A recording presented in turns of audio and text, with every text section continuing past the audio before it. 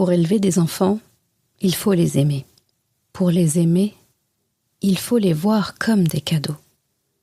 Pour apprécier ces cadeaux, il faut réaliser que celui qui nous les offre n'est autre qu'Ar-Rahman, Allah subhanahu wa ta'ala.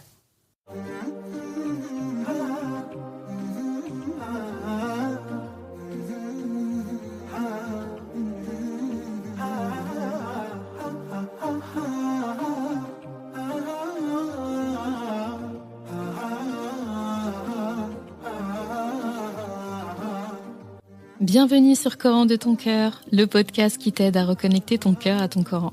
Je suis Zeynep et je suis passionnée par les deux médecines indispensables à toute vie sur Terre, celle de l'âme et celle du corps. Je suis donc enseignante de Coran et interne en médecine générale. Voilà plus de 10 ans maintenant que j'enseigne aux femmes à lire, à apprendre, à comprendre et surtout à vivre leur Coran au quotidien en reconnectant leur cœur au Coran. Car oui, j'ai la ferme conviction qu'un cœur connecté au Coran est capable de redistribuer à tous les organes du corps l'amour pour Allah, l'envie de lui plaire et d'agir dans le bien. C'est pourquoi à travers ce podcast, je compte redonner chaque semaine un nouveau souffle à divers pans de ta vie au regard de ton Coran. Prends ce temps pour toi et belle écoute.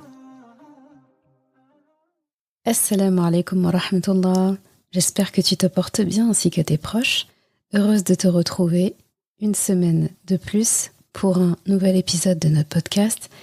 Et cette semaine, j'ai choisi d'aborder le sujet que tu as vu en titre. Nos enfants, c'est cadeau. C'est cadeau d'Allah subhanahu wa ta'ala. Je te le dis tout de suite, ce ne sera pas le seul épisode que je consacrerai aux enfants. Je ferai également des épisodes sur les parents. Cet épisode au sujet des enfants se voudra, on va dire, introductif de ce que je ferai par la suite. Et je voulais poser les bases de cette relation que nous avons avec nos enfants, ce que notre Coran en dit pour pas changer nos habitudes.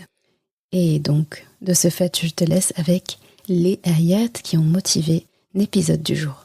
Bismillahirrahmanirrahim. وَقَضَى رَبُّكَ أَلَّا تَعْبُدُوا إِلَّا إِيَّاهُ وَبِالْوَالِدَيْنِ إِحْسَانًا إِمَّا يَبْلُغَنَّ عِندَكَ الْكِبَرَ أَحَدُهُمَا أَوْ كِلَاهُمَا فَلَا تَقُل لَّهُمَا أُفٍّ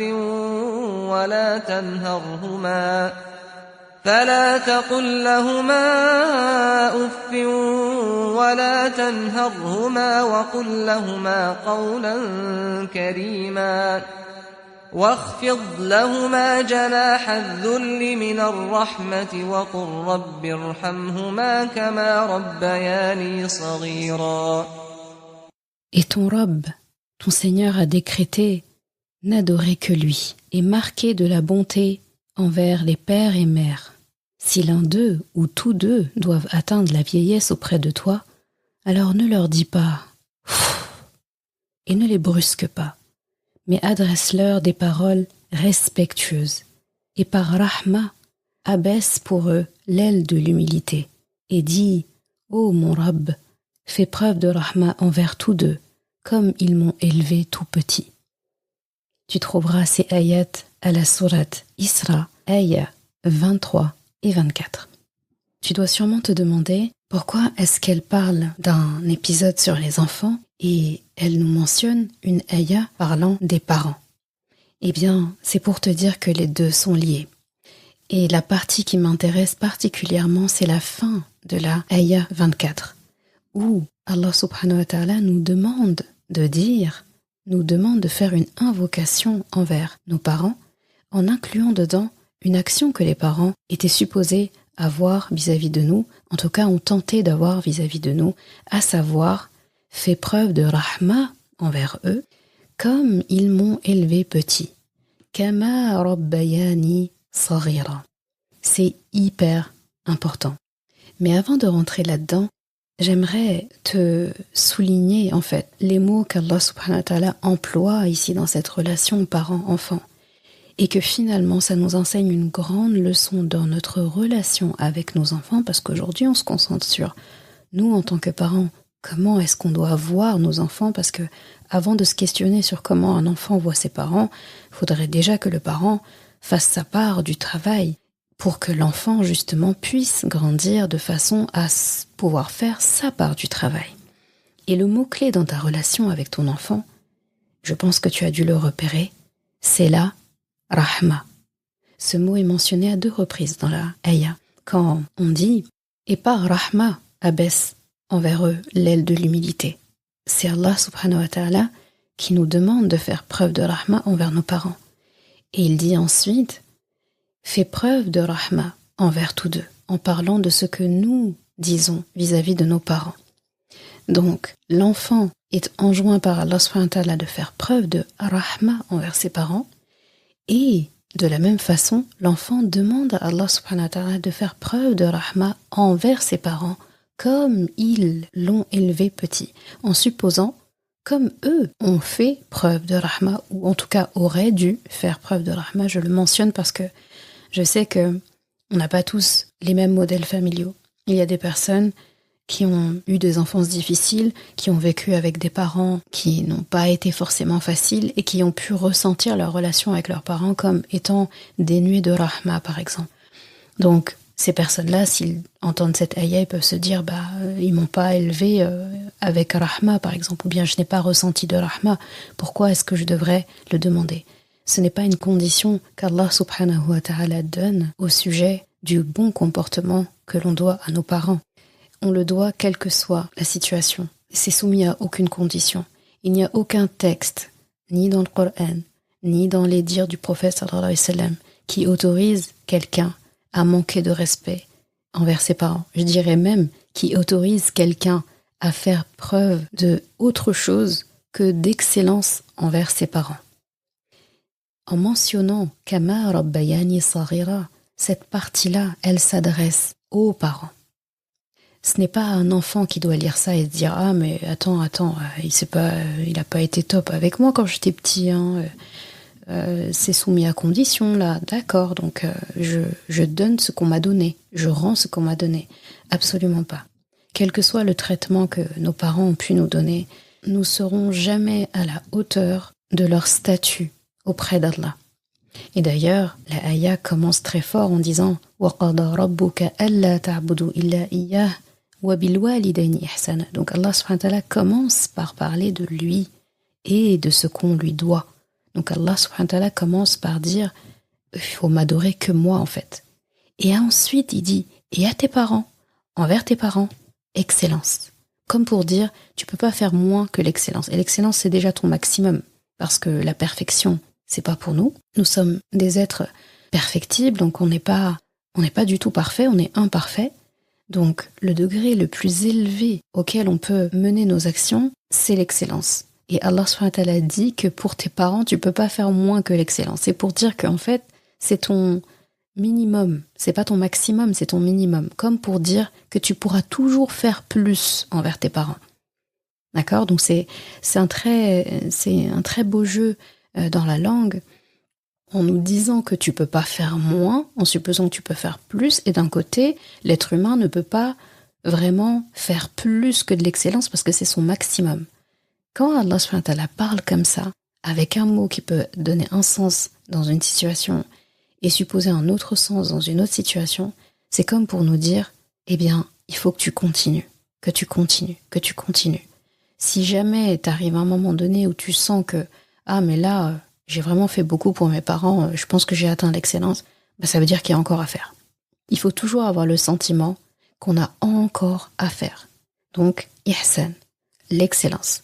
Donc Allah subhanahu wa ta'ala, il appose tout de suite après son nom à lui, après l'adoration qu'on lui doit à lui, il parle tout de suite des parents, comme pour dire les deux sont indissociables en fait.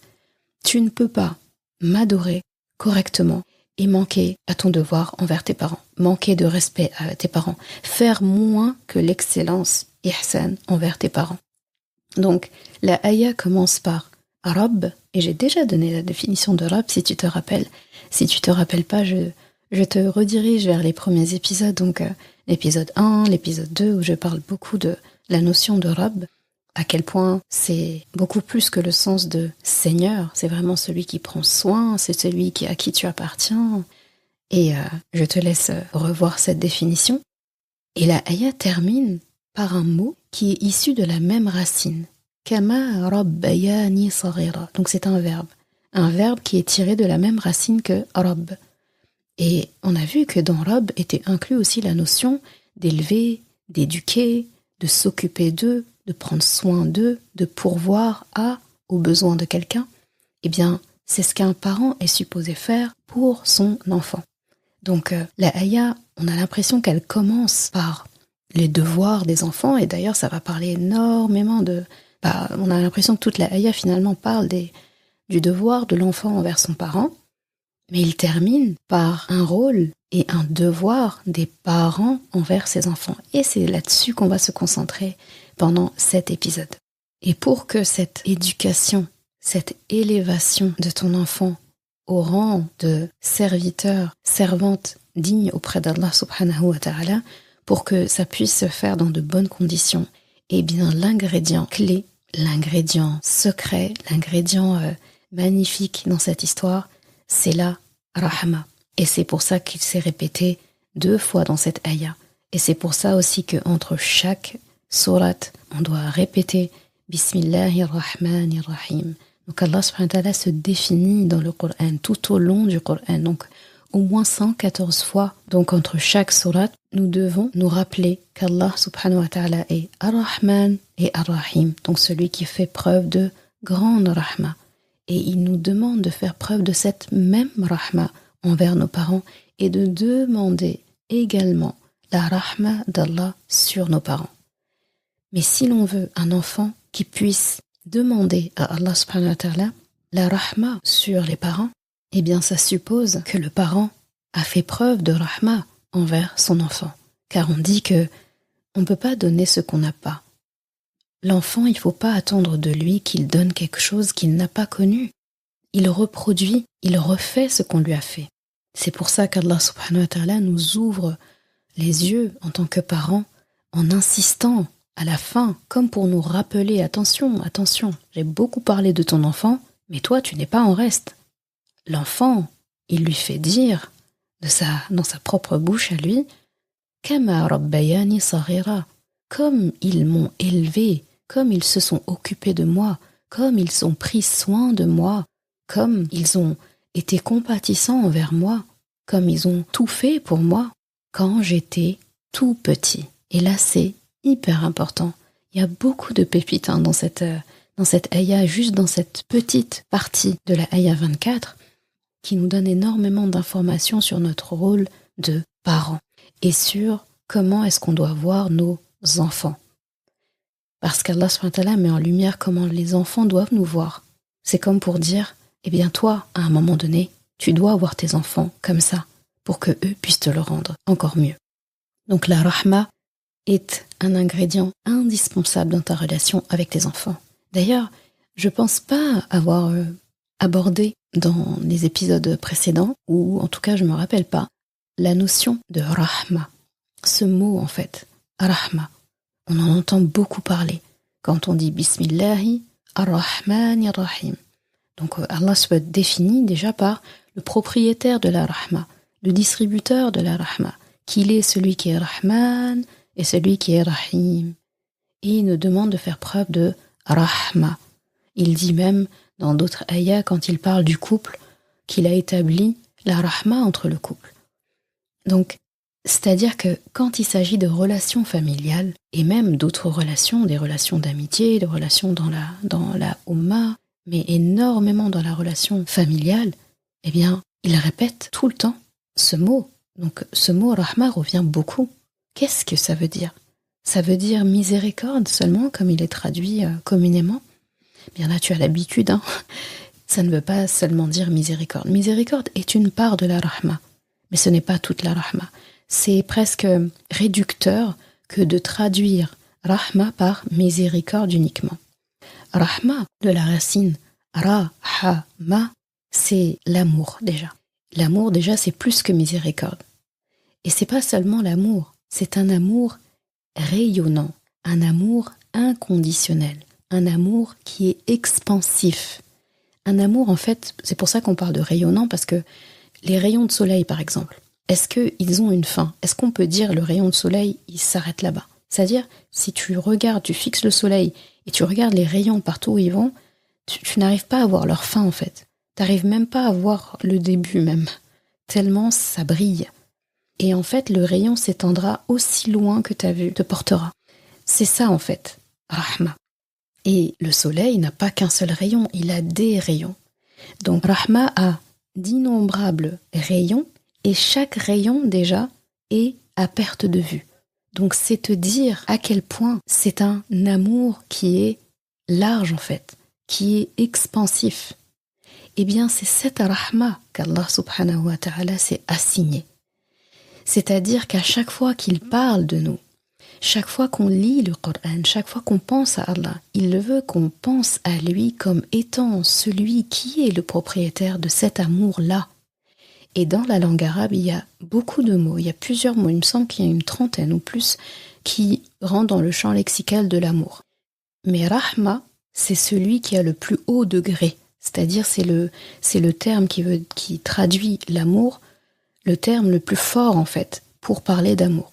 Il y a plusieurs degrés, il y a plusieurs types d'amour, et Rahma est le maximum en fait. C'est le maximum parmi les amours en tout cas qui sont sains. Il me semble qu'il y a un mot, je me rappelle plus là de tête, qui veut aussi dire amour et qui est le plus haut degré, qui n'est pas Rahma. Mais cet amour-là en fait c'est un amour tellement grand qu'il peut tuer en fait, qu'il blesse. Donc ça veut dire que ce n'est pas un bon amour. Juste en dessous on a Rahma. C'est l'amour qui est maximal. Il est expansif, il est rayonnant, il est à perte de vue, mais il ne blesse pas. Donc ce haut degré de Rahma-là, Allah subhanahu wa ta'ala l'a pris et se l'est assigné. Quand on dit Ar-Rahman et Ar-Rahim, eh bien on parle de cette Rahma-là. Une Rahma qui est étendue dans le temps, étendue dans l'espace, qui est incompressible. Eh bien c'est cette Rahma-là qui nous demande de faire preuve dans notre famille, avec nos parents, avec nos enfants, avec nos conjoints. Et il y a autre chose, il y a une autre beauté et un autre trésor dans le terme de Rahma, c'est que il a la même racine qu'un autre mot, le mot Rahim, ou le pluriel Arham. Rahim veut dire la matrice, l'utérus, et Arham, c'est le pluriel, les matrices, les utérus. Quand tu regardes le fait que Rahma, Rahman, ces mots ont la même racine que le mot qui sert à dire utérus, on a presque envie de se dire mais quel est le lien? Et l'utérus est le siège de quoi? Quelle est cette particularité qu'a l'utérus que n'ont pas d'autres organes? L'utérus, sa particularité, c'est qu'il peut porter la vie. Il porte ar-ruh, il porte l'humanité. L'humanité, ce sont ces gens envers qui Allah subhanahu wa ta'ala fait preuve de rahma. Donc Allah subhanahu wa ta'ala est entier, il est logique. Quand il parle de rahma, ça commence dès la matrice, ça commence dès l'utérus. C'est-à-dire c'est depuis cet utérus-là qu'il applique sur nous la rahma. Et cette rahma-là, il l'a placée à l'intérieur de cette femme qui porte son enfant. Quand tu comprends ça, eh bien tu comprends assez facilement l'amour qui se passe entre une mère et son enfant. Il est indescriptible. Aucun être humain ne peut rivaliser avec cet amour-là. C'est un amour qu'on ne peut pas expliquer. Une femme, dès lors qu'elle sait qu'elle porte un enfant, surtout si elle l'attendait, surtout si elle l'espérait très fort, eh bien son amour démarre déjà à ce moment-là. Un papa peut aimer son enfant aussi, mais il réalise et son amour pour son enfant est décuplé et révélé le jour où il le voit. Donc après 9 mois. Une femme, en tout cas moi c'est ce que je ressentais, et je pense que si tu as des enfants et tu as enfanté, tu as sûrement ressenti la même chose. Notre enfant, il est dans notre ventre, on vient d'apprendre qu'il est là. On le voit déjà à l'université, on le voit déjà se marier, on voit déjà son avenir. Notre amour va jusque-là en fait. Et on a plusieurs mois pour construire cette rahma-là, pour construire cet amour. Et finalement, on le fait sans effort, parce que c'est naturellement là Notre utérus est le siège de l'amour. Et donc, c'est très beau qu'Allah subhanahu wa ta'ala ait assigné le même mot pour parler de l'utérus, pour parler de cet organe qui porte la vie, et le mot rahma, l'amour, et ce nom qu'il s'attribue. Ça fait partie de ces 99 noms, Rahman et Rahim. Comme pour nous rappeler quelque chose, pour qu'on puisse avoir une idée, une petite idée, une miniature de l'amour qu'Allah subhanahu wa ta'ala nous porte, eh bien Allah subhanahu wa ta'ala n'a pas trouvé d'exemple, n'a pas trouvé de situation plus ressemblante, se rapprochant plus de son amour à lui que l'amour que porte une mère pour son enfant. C'est pour ça qu'il a assigné dès la matrice cet amour à cette rahma. Donc il a assigné rahma, utérus, amour, etc. Tout ce champ lexical. Comme pour dire aussi que la base de tout, c'est la rahma. À la fin, on revient toujours à la même chose. Rahma. Ça commence par la rahma, ça termine par la rahma. La rahma est une boucle. C'est pour ça que dans cette ayah, Allah subhanahu wa ta'ala parle de la rahma que doit l'enfant envers son parent, que cette rahma, l'enfant, Allah subhanahu wa ta'ala lui demande, enfin l'adulte ou l'enfant, peu importe, mais lui demande de demander cette rahma envers ses parents. Et il rappelle à la fin le rôle des parents. Kama rabbayani saghira, et comment est-ce qu'on peut éduquer, élever un enfant autrement que par la rahma. Donc c'est une boucle en fait. C'est rahma sur rahma sur rahma. On a l'impression que c'est interminable. Ça revient à la définition même de cette rahma, cet amour en fait qui est intarissable, qui circule, qui est rayonnant, qui n'a pas de fin, qui est inconditionnel. Et c'est ce qui se passe en fait entre une mère et son enfant. C'est inconditionnel. Donc là, tu comprendras bien que l'ingrédient pour élever un enfant, l'ingrédient pour prendre soin du cadeau qu'Allah subhanahu wa ta'ala nous donne, c'est de faire preuve de rahma. Rien que la sonorité du mot déjà est reposant. Et maintenant, on va parler de l'enfance. Parce que ton enfant, avant de parler de lui comme un adulte, s'il est déjà adulte ou autre, eh bien, il faut d'abord commencer par la racine. Donc toujours, le titre de notre épisode, tes enfants, c'est cadeau d'Allah subhanahu wa ta'ala. Et ça commence dès leur petite enfance, comme la ayah le dit, comme ils m'ont élevé quand j'étais tout petit. Et ça souligne l'importance de l'enfance dans la construction d'un adulte équilibré. Si l'enfance a été obsolète, si l'enfance était une période obsolète ou une période inutile, eh bien, nous serions directement nés adultes. Si Allah subhanahu wa ta'ala nous a fait passer par l'enfance, c'est parce que c'était une période clé. Et la plupart des douleurs des adultes, les blessures des adultes, les erreurs des adultes, le manque des adultes, eh bien, c'est un enfant à l'intérieur de lui qui pleure. C'est un enfant à l'intérieur de lui qui n'a pas eu certaines choses. Et il va passer sa vie adulte à récupérer, à rattraper ce qui lui a manqué pour s'épanouir lorsqu'il était enfant. Donc quand Allah subhanahu wa ta'ala parle de cette période clé, cette période importante, cruciale dans la vie d'un être humain, ce n'est pas pour rien. C'est parce que ça définit sa vie d'adulte. Et pourtant, quand on regarde l'enfance, c'est pas un long temps en fait. C'est vraiment pas très long dans la vie de quelqu'un. Et pourtant, ça a un impact sur le long terme. Donc, comment on se comporte avec nos enfants quand ils sont petits? Comment est-ce qu'on leur distribue cette rahma? Quels sont les mots qu'on leur dit? Est-ce qu'on leur donne des affirmations agréables? Est-ce qu'on leur parle de choses positives? Est-ce qu'on leur parle de manière positive?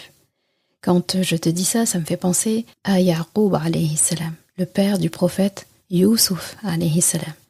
J'ai consacré d'ailleurs 14 épisodes de podcast là-dessus, donc si tu as écouté ou tu vas écouter, tu vois très bien de quoi je parle. Regarde Youssouf alayhi salam. Dans sa vie, il a vécu peu de temps avec son père. La majeure partie de sa vie s'est faite loin de son père. Il a passé auprès de son père une partie de son enfance. Même pas toute son enfance, une partie. Et sa vie d'adolescent, sa vie de jeune adulte, sa vie de grand adulte, il l'a vécu loin de son père. Et pourtant, regarde le fabuleux destin que Youssouf alayhi salam a vécu. Et le Coran capture parfaitement les quelques moments qu'il a pu passer avec son père, l'enfance.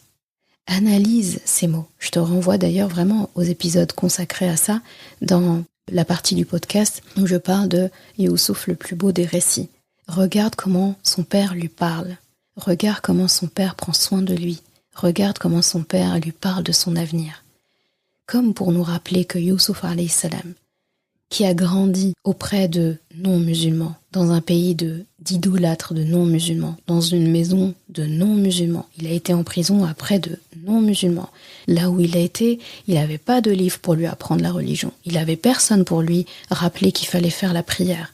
Il n'avait personne avec qui faire ses actes de ibada. Il était tout seul. Il s'est construit tout seul. L'âge de l'adolescence est un âge fatidique. Sa vie de jeune adulte, pareil. C'est-à-dire qu'il n'avait pas son père, ce grand prophète Yaqub alayhi salam, dans les moments clés de sa vie, son adolescence, le moment où il entrait dans l'âge adulte, quand il s'est marié, quand il a eu ses premiers enfants, quand il a dû gérer des situations très compliquées, ses épreuves. Et pourtant, il n'a manqué de rien.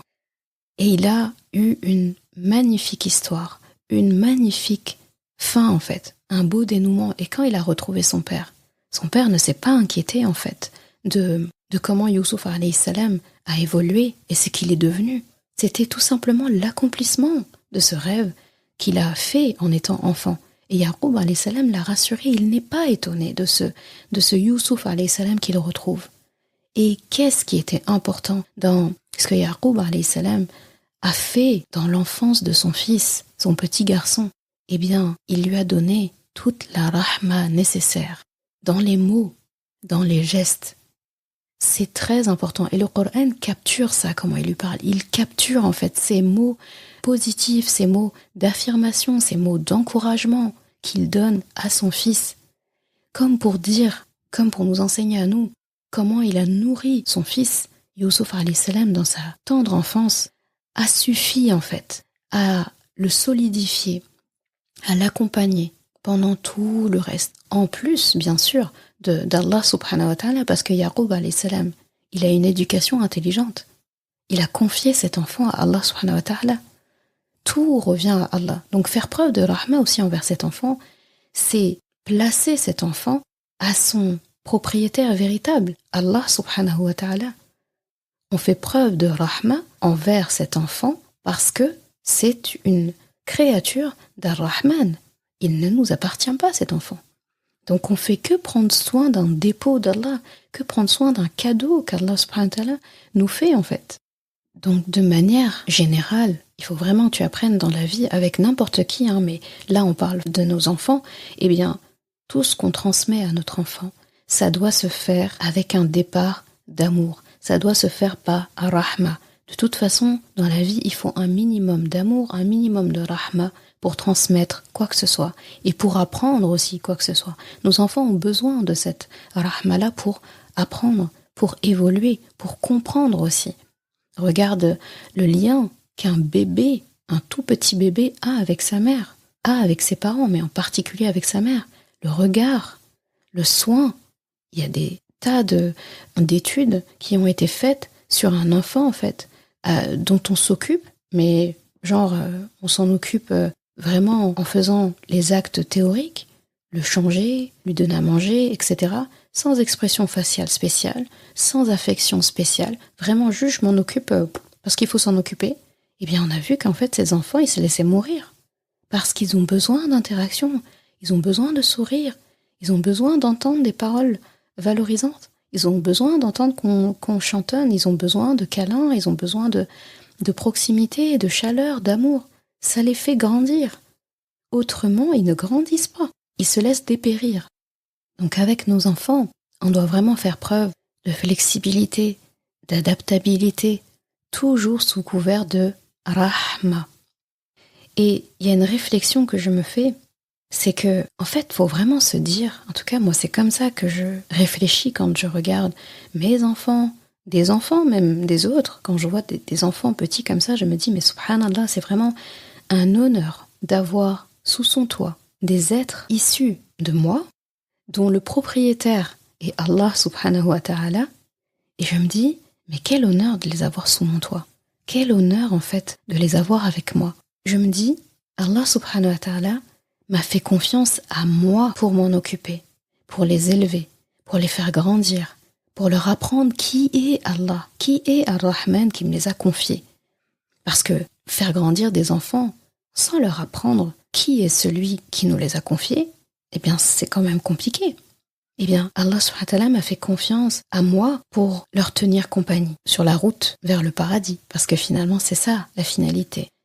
Et Allah subhanahu wa ta'ala me les a confiés, bien qu'ils ne m'appartiennent pas, il m'a autorisé à les aimer. Il m'a autorisé à m'attacher à eux. Il m'a autorisé à m'inquiéter pour eux, alors qu'ils ne m'appartiennent pas. Et je me dis, pour aller plus loin, comme ils ne m'appartiennent pas, eh bien, je ne peux pas franchir certaines limites. Je ne peux pas leur manquer de respect. Je ne peux pas les maltraiter. Je ne peux pas les insulter. Je ne peux pas les abandonner.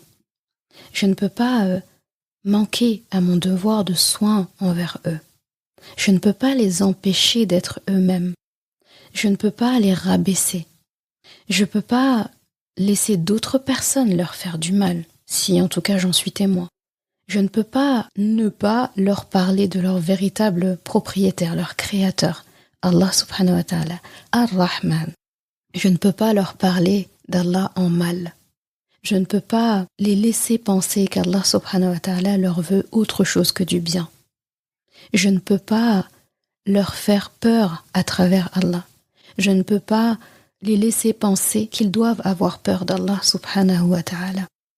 Toute cette réflexion, on arrive à la faire lorsqu'on imagine, lorsqu'on a en tête que ces enfants ne nous appartiennent pas. Ce sont des cadeaux, en fait, qui nous sont prêtés, qui nous sont légués pour un temps. Si je sais que ces enfants ne m'appartiennent pas et ont un créateur, et cette ayah me le rappelle, wa qadra rabbuka, comme pour Allah qui nous rappelle, et ton Rabb à toi, en tant qu'enfant, ton Rabb, c'est aussi le Rabb de tes parents. Donc, vous, enfants, et vous, parents, vous tous, vous m'appartenez. Donc, c'est vraiment quelque chose qui s'emboîte. Allah subhanahu wa ta'ala parle du fait qu'on lui doit adoration, parce que nous lui appartenons tous. Et à l'intérieur de ces créatures, il a emboîté également les parents envers les enfants, et les enfants envers leurs parents. Et en fait, tout ça, se regroupe dans l'amour qu'Allah subhanahu wa ta'ala nous porte parce que nous lui appartenons. Vraiment, c'est magnifique ce lien qu'Allah subhanahu wa ta'ala a envers nous et ce lien, en fait, qu'il a instauré entre ces créatures. Et je vais terminer cet épisode, qui ne sera pas le seul sur la question, Inch'Allah, en parlant d'un sujet que j'avais déjà abordé, et cette fois-ci j'en parle sous couvert justement de cette rahma. Eh bien, c'est que ces enfants, ces cadeaux qu'on peut voir, qu'on peut regarder, qu'on peut admirer aujourd'hui, nos enfants, eh bien, ils sont notre lien avec les générations d'après. Ils sont notre lien avec notre descendance. Et là, tu te rappelles cette notion d'ancêtre. Nous sommes des ancêtres. Tu es un ancêtre. Tu es une ancêtre. Présentement, maintenant. Tu n'es pas un ancêtre quand tu seras mort. Il ne faut pas t'imaginer comme étant l'ancêtre de personnes, genre comme si c'était quelque chose qui arrivera après. Tu es ancêtre dès maintenant. Parce que toutes tes actions d'aujourd'hui auront un impact sur des générations futures, dans ta propre lignée, des générations que tu ne pourras pas voir, que tu ne pourras pas toucher, à qui tu ne pourras pas parler, quand bien même tu aimerais. Eh bien, ces enfants que tu vois aujourd'hui, dont tu es témoin aujourd'hui, eh bien, ils sont ce lien que tu as avec ces générations futures. Je vais vraiment loin dans ma réflexion parce que j'aime rêver, j'aime me balader dans ces pensées, dans ces réflexions, dans ces méditations, et ça m'aide énormément en fait à apprécier le présent lorsque je me projette sur ces rêves futurs en fait. Parce que les générations après nous, elles existent en fait, elles vont arriver, elles sont prêtes à intégrer ces corps qu'Allah subhanahu wa ta'ala leur a réservés. Et nos actions de maintenant au présent auront un impact sur eux. Donc notre présent sera leur passé. Mais il faut aller plus loin. Notre présent aujourd'hui sera un jour leur présent à eux demain. Les conséquences, c'est-à-dire que les habitudes qu'on instaure dans notre famille vont se perdurer et vont arriver jusqu'à eux. C'est comme une lettre que tu leur envoies en fait. Toutes les bonnes ou les mauvaises habitudes que tu as aujourd'hui, c'est comme des courriers que tu leur écris et qu'ils liront des générations après, et tu ne seras plus là pour effacer, pour corriger, pour ajouter ou pour diminuer quoi que ce soit de ces lettres que tu as toi-même écrites dans tes actions. Eh bien, quand je regarde mes enfants, et j'aimerais que tu regardes tes enfants de la même manière, eh bien, dis-toi que c'est pour toi l'occasion de communiquer, de discuter, de parler, de regarder, de toucher des générations après toi, de ta lignée que tu ne pourras pas voir. Et ça, c'est quelque chose de très, très, très, très, très fort. Je me dis, si je meurs demain, ma descendance n'aura d'héritage de moi que ce que j'aurai transmis à mes enfants, comme message, comme idées, etc. C'est-à-dire que mon enfant que je vois aujourd'hui, de sa naissance à mon dernier souffle, eh bien, qu'est-ce que je souhaite en fait que lui transmette à ses propres enfants, puis à ses enfants, puis aux enfants, etc., tous de ma lignée. Qu'est-ce que j'ai envie qu'il transmette? En fait, il faut aller plus loin quand on parle à son enfant. Quand il veut discuter avec toi et que tu es fatigué, quand il fait une bêtise, quand tu veux le féliciter pour autre chose, quelles que soient les situations en fait, essaye autant que possible. C'est pas évident de le faire à chaque fois, mais essaye de le faire de temps en temps et ça deviendra une habitude.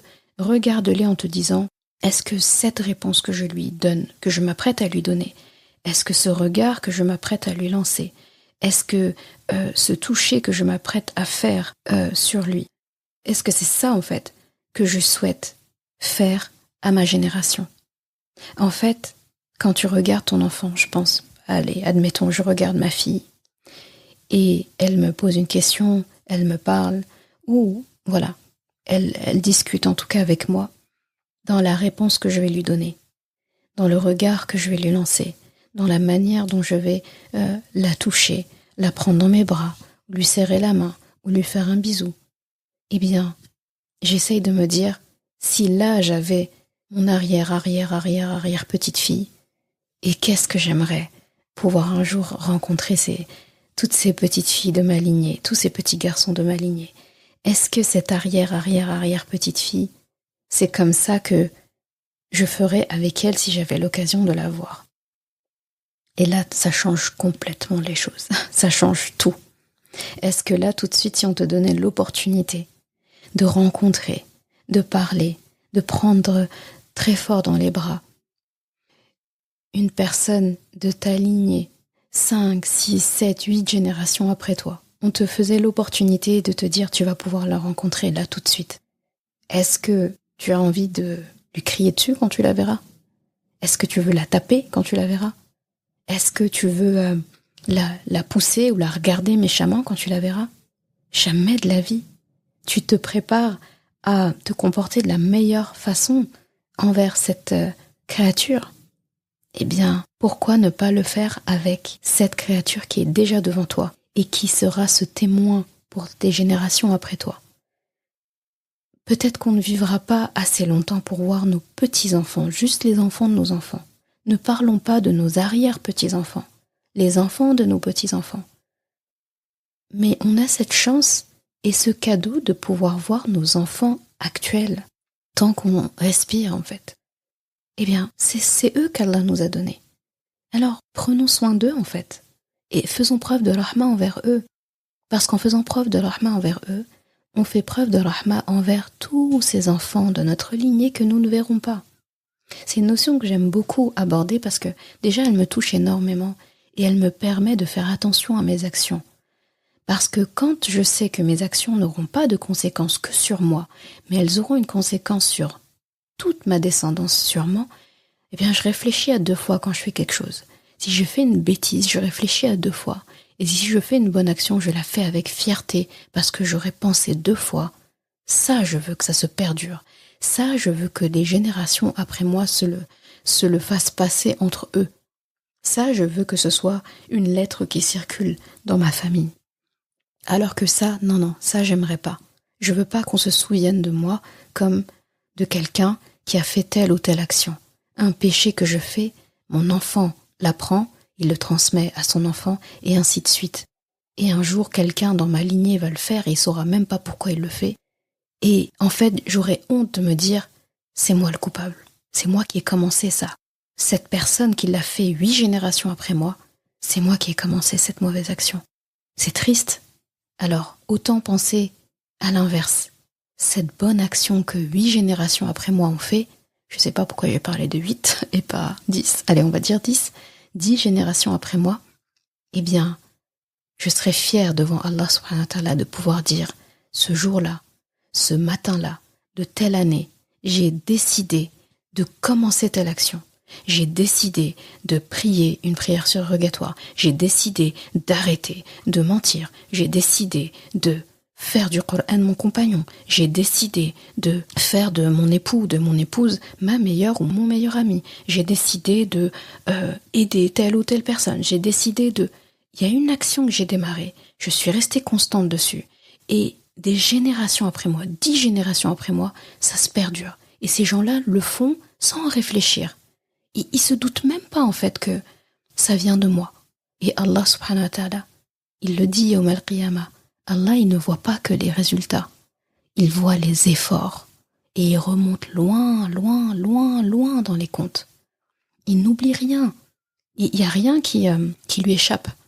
Eh bien à ce jour-là, tu seras bien content de retrouver un compte en banque de hasanat, tu sais même pas d'où ça sort.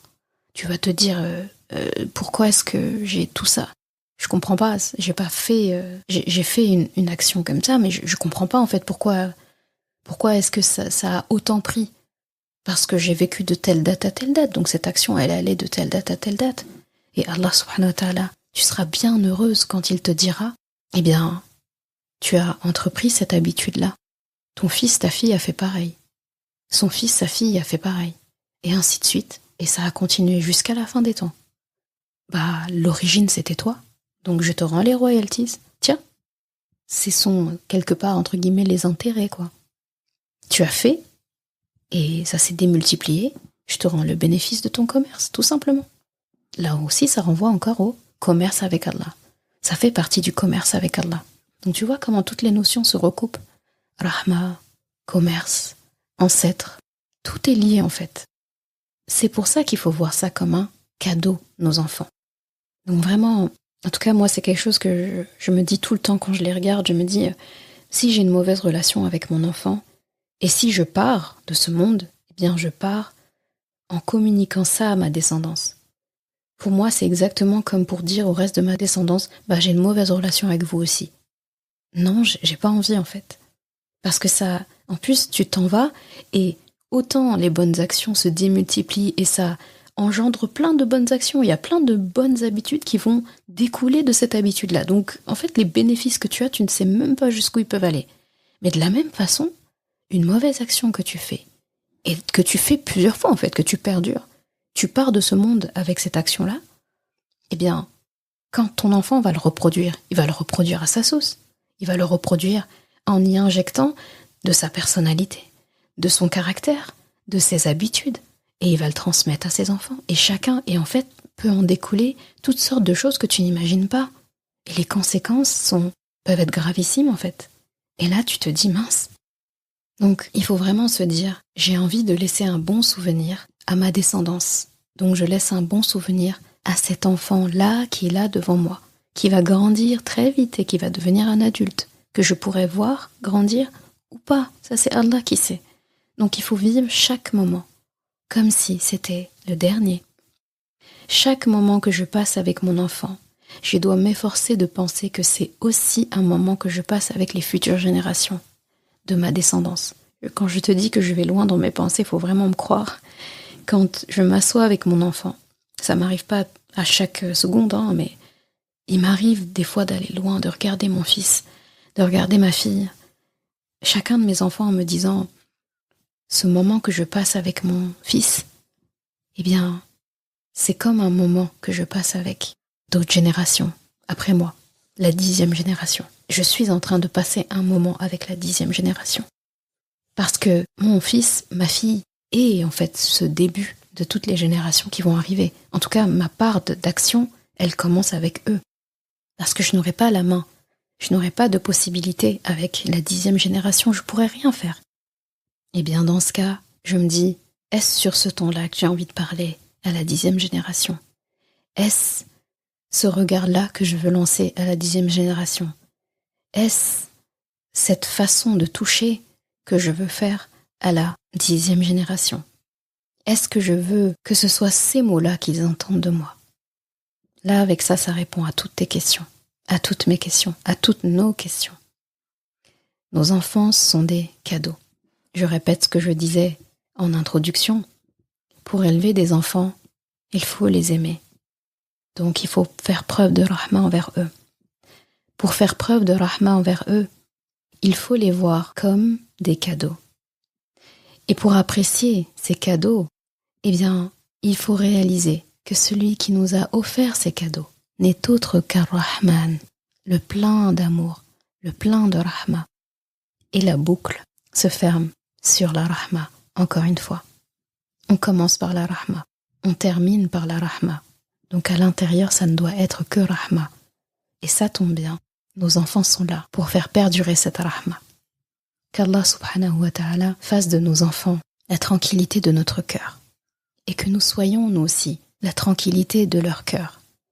Qu'Allah fasse qu'entre nos enfants et nous ne circule que rahma. Que dans nos foyers ne circule que rahma. Qu'avec nos conjoints ne circule que rahma. Qu'Allah fasse que la rahma ne quitte jamais notre descendance. Et qu'Allah fasse que nous le retrouvions le jour du jugement dernier, plein de rahma. Parce que c'est par sa rahma que nous re-rentrerons au paradis, pas par nos actions. Amin ya Rabbal Alamin. Merci d'avoir écouté cet épisode. Et comme toujours, si ce podcast t'a apporté du bien, alors une chose à faire, t'abonner pour ne rien rater. Et si il te semble pouvoir être utile à d'autres personnes, sens-toi libre de le partager et même de laisser un commentaire et la note de ton choix sur ta plateforme d'écoute préférée. Ce sera une belle manière de me faire savoir que ce podcast doit continuer et être écouté par le plus grand nombre. Je confie à Allah subhanahu wa ta'ala le soin de préserver ta foi, ton honneur et ton cœur. Je te laisse à présent passer un bon moment avec ton Coran et je te dis à vendredi prochain pour un nouvel épisode. Assalamu alaikum wa rahmatullah.